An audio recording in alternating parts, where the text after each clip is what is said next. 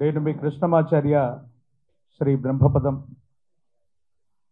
ప్రకృతి అల్లారు ముద్దు బిడ్డ మన తల్లి భరతమాత, అరణ్య పర్వత జీవనది సుందర సాగర సుశోభిత, పుణ్యక్షేత్ర తీర్థ ప్రాకార గోపుర నిర్మిత, నిత్య కళ్యాణ శోభిత, నిర్మలానురాగపూత మన తల్లి భరతమాత.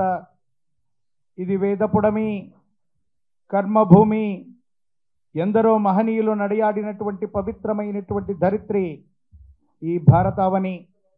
అటువంటి పరంపరలో 400 సంవత్సరాల క్రితమే విశ్వభవితను చెప్పిన కాలజ్ఞాని జగద్గురు శ్రీమద్ విరాట్ పోతులూరి వీరబ్రహ్మేంద్ర స్వాముల వారు ఈనాడు ప్రపంచంలో ఎక్కడ ఏ వింత జరిగినా, ఏ విచిత్రం సంభవించినా, ఏ ప్రళయం వచ్చినా బ్రహ్మం గారు కాలజ్ఞానంలో చెప్పారు, ఇలా జరుగుతోందని అంటూ ఉంటాం, వింటూ ఉంటాం.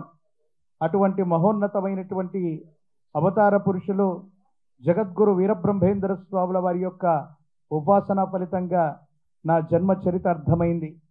ఈనాడు మహోన్నతమైనటువంటి సుదినం మాన్యశ్రీ ప్రతాని రామకృష్ణ గౌడ్ గారితో మాకెంతో ఆత్మీయమైనటువంటి సమ్మేళనం ఉంది.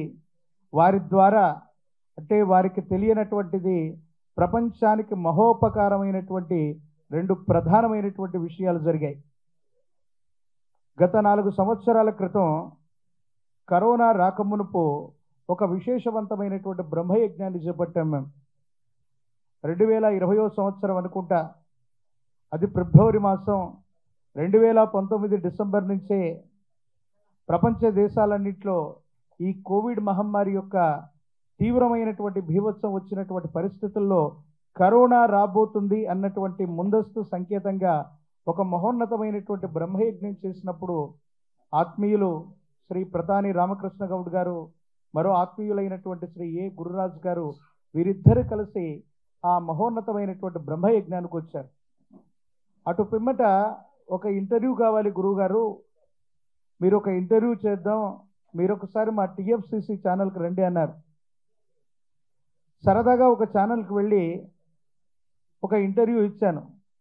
ఎన్నో టీవీ ఛానల్స్లో, సామాజిక మాధ్యమాల్లో ఎంతోమంది ప్రముఖుల యొక్క ఇంటర్వ్యూలు మనం చూస్తూ ఉంటాం. సరదాగా నేను కూడా అలాగే వెళ్ళాను, ఒక ఇంటర్వ్యూ చేశాను. ఆ ఇంటర్వ్యూ యొక్క ఇంపాక్ట్ ఏ విధంగా ఉంటుంది, దానికి సంబంధించినటువంటి ఇది ఏం జరిగింది అనేటువంటి విషయాన్ని చూస్తే, ఇదే తెలంగాణ రాష్ట్రంలో ఉమ్మడి నిజామాబాద్ జిల్లాలో బాన్స్వాడ అనేటువంటి ఒక పట్టణం ఉంది. ఆ పట్టణంలో గత 20 సంవత్సరాల క్రితం నుండి ఒక మహోన్నతమైనటువంటి వీరబ్రహ్మేంద్ర స్వాముల వారి యొక్క ఆలయాన్ని నిర్మించారు. అది ఎందుకో ప్రతిష్ట కావట్లేదు. భారతదేశంలోని ముఖ్యమైనటువంటి మఠపీఠ ఆశ్రమాధిపతులు, ఆధ్యాత్మికవేత్తలు అందరూ సందర్శన చేస్తున్నారు, కానీ అక్కడ జరిగేటువంటి కార్యక్రమాల్లో, అక్కడ జరిగేటువంటి స్వామివారి యొక్క ప్రతిష్టాది మహోత్సవం ఆగిపోయింది. ఈ ఇంటర్వ్యూ చూడటం వల్ల అక్కడ ఉన్నటువంటి కొంతమంది ధార్మికులు, ఆ ఆలయ కమిటీ వాళ్ళు టిఎఫ్సిసి ఛానల్ ద్వారా లేదా నా నంబర్ కనుక్కొని నన్ను సంప్రదించడం జరిగింది. నేను వెళ్ళినటువంటి తర్వాత మహోన్నతమైనటువంటి వీరబ్రహ్మేంద్ర స్వాముల వారి యొక్క ఆ విశేషవంతమైనటువంటి ఆలయ ప్రాంగణం 3 మాసాల్లో పూర్తవుతుందని చెప్పడమే కాదు, అది పూర్తి చేసిన తర్వాత ఉభయ తెలుగు రాష్ట్రాల్లో ప్రతి ఊరు తిరిగి బ్రహ్మంగారి యొక్క ధర్మ ప్రచారం చేసే అరుదైనటువంటి అవకాశం నాకు ప్రతాని రామకృష్ణ గౌడ్ గారి వల్ల జరిగింది. మరో ముఖ్యమైనటువంటి అంశం, ఇదే ఇంటర్వ్యూ ద్వారా జరిగినటువంటి మహోన్నతమైన అంశం. సాధారణంగా ముఖ్యమైనటువంటి యజ్ఞ యాగాది క్రతువులన్నీ కూడా మనం చేస్తూ ఉంటాం. గత సంవత్సరం 2023వ సంవత్సరంలో గత జూన్ జూలై మాసంలో ఆంధ్రప్రదేశ్ రాష్ట్రంలోని తాడేపల్లిలో మాన్యశ్రీ ముఖ్యమంత్రి వర్యులు శ్రీ వైఎస్ జగన్మోహన్ రెడ్డి గారి యొక్క నివాస ప్రాంతానికి సమీపంలో మేము ఒక మహోన్నతమైనటువంటి యాగక్రతువును 12 రోజుల పాటు అక్కడ నిర్వహించాం. మాన్యశ్రీ సజ్జల రామకృష్ణారెడ్డి గారు, ఇతరత్రా ప్రముఖులు అందరూ వచ్చినటువంటి తర్వాత, గురువు గారు మీకు ఏం కావాలో చెప్పండి అని అడిగారు ఆయన. నాకు చాలా గొప్ప ఆలోచన ఉందండి, చాలా గొప్ప విశేషవంతమైనటువంటి క్రతువు ఒకటి చేయాలని ఉంది, దానికి మీ సహాయ సహకారాలు కావాలన్నాడు. ఏమిటన్నారు? ఏ ఆలయ ప్రాంగణానికైనా ధూపదీప నివేదనలన్నీ ఇస్తారు, కానీ బ్రహ్మం గారి యొక్క ఆలయ ప్రాంగణానికి ధూపదీప నివేదనలు ఏవి ఇవ్వట్లేదంటే, మధ్యాహ్నం 2:30కు సజ్జల రామకృష్ణారెడ్డి గారు మాట్లాడటం, 5:30కి మాన్యశ్రీ ముఖ్యమంత్రి వర్యులు వైఎస్ జగన్మోహన్ రెడ్డి గారు జీవో ఇవ్వటం జరిగిపోయాయి. ఈనాడు ఆంధ్రప్రదేశ్లో ఉన్నటువంటి ప్రతి వీరబ్రహ్మేంద్ర స్వామి వారి యొక్క ఆలయ ప్రాంగణానికి కూడా ధూపదీపే నివేదనలు అందుతున్నాయి, అక్కడ పూజాది క్రతువులు జరుగుతున్నాయంటే దీనంతట వెనుకున్నటువంటిది ఏంటంటే, ఎందుకు ఈ విషయాన్ని చెప్తున్నానంటే, మనిషికి కొన్ని ఆలోచనలు వస్తాయి. మనం ఏదో చేయాలనుకుంటాం, దాన్ని సంకల్పం అంటారు. మనం ఎంత బలంగా సంకల్పిస్తే అంత గొప్ప ఫలితాలు ఉంటాయి. అందుకే యద్భావం తద్భవతి. చాలామంది వ్యక్తులు జీవితంలో ఈ సినిమా రంగంలోకి వచ్చిన వాళ్ళు చాలామందిని మనం చూస్తుంటాం. పెద్దలు ఒక మాట అంటుంటారు, ఆరంభింపరు నీచ మానవుల్ విఘ్నాయాస సంత్రస్తులై, ఆరంభించి పరిత్యజింతురు విఘ్నాయత్తులై మధ్యముల్, ధీరుల్ విఘ్ను నిహన్యమానులగుచున్ నృత్యున్నోత్సాహులై ప్రారబ్ధార్థములు ఉచ్చగింపరు సుమి ప్రజ్ఞానిధుల్ గావునన్. కొంతమంది ఈ తెలుగు సినీ కళామ తల్లి యొక్క ఆశస్సుల కోసం ఉభయ తెలుగు రాష్ట్రాల్లో ఉన్నటువంటి మీరందరూ కూడా ఇక్కడ ఆర్టిస్ట్ అవుదామని, లేకపోతే ఇంకేదో క్యారెక్టర్ చేద్దామని సుదూరమైనటువంటి ప్రాంతాల నుండి ఇక్కడికి వస్తారు. మీ కెరియర్ మధ్యలో మొదలవగానే ఎన్నో రకాలైనటువంటి ప్రతిబంధకాలు, ఎన్నో రకాలైనటువంటి ఇబ్బందులు మొదలవగానే ఆ కెరియర్ని వదిలిపెట్టడమో లేక ఇతరత్ర వృత్తి ఉద్యోగంలోకి వెళ్ళిపోతూ కొంతమంది ఉంటారు.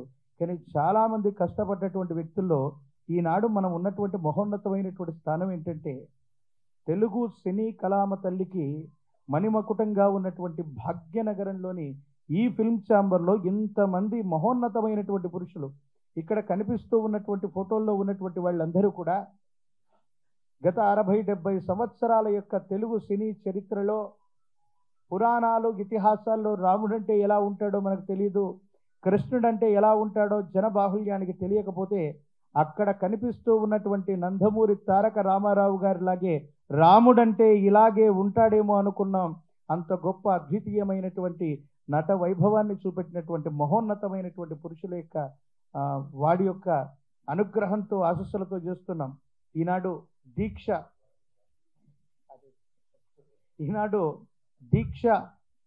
అనేటువంటి మూవీ టైటిల్ పెట్టగానే నాకు అనిపించింది, దీక్ష అనగానే దానికి చాలా రకాలైనటువంటి పర్యాయ పదాలు ఉంటాయి. మరో ముఖ్యమైనటువంటి అంశం ఏంటంటే, ఇప్పుడే ప్రధాని రామకృష్ణ గౌడ్ గారు చెప్తున్నటువంటి మాట, దీక్ష అన్నటువంటి ఈ సినిమా గతంలో నందమూరి తారక రామారావు గారు కూడా చేసినటువంటి మహోన్నతమైనటువంటి సినిమా. సాధారణంగా ఏదైనా ఒక ఉత్కృష్టవంతమైనటువంటి విషయాన్ని, అసాధ్యాన్ని సుసాధ్యం చేయటానికో ఖచ్చితంగా సాధించడానికో మన దైనందిన జీవితంలో చేపట్టేటువంటి ఒక ఉత్కృష్టవంతమైనటువంటి కార్యక్రమమే దీక్ష.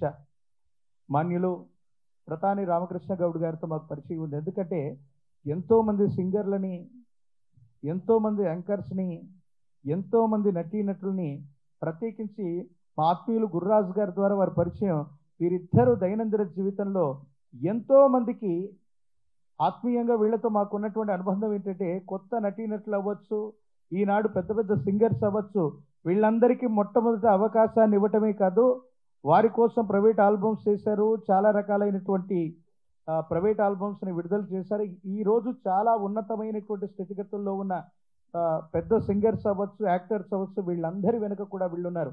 వీళ్ళు కమర్షియల్గా సక్సెస్ కాదు, నటీనటులనే కాదు, కొత్త వాళ్ళందరినీ ప్రోత్సహించడమే వీరి యొక్క లక్ష్యం.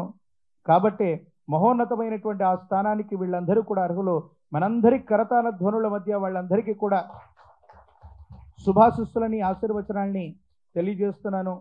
ఈ దీక్షా చిత్రానికి విచ్చేసినటువంటి పెద్దలు మాన్యులు నరసింహారెడ్డి గారు, ప్రత్యేకించి ఈ చిత్రంలో నటీనటులైనటువంటి హీరో గారైనటువంటి కిరణ్ గారు, హీరోయిన్ గారు భవ్య గారు, ఇతర నటీనటులు, ఇందులో ఉన్నటువంటి పనిచేసేటువంటి టెక్నీషియన్స్, వీరందరూ కూడా చాలా మహోన్నతంగా ఈ దీక్ష సినిమాని దీక్షతో మీరు పూర్తి చేయాలి. వీరబ్రహ్మేంద్ర స్వాముల వారి యొక్క దివ్యమంగళ శుభాశిస్సులను నేను తెలియజేస్తున్నాను.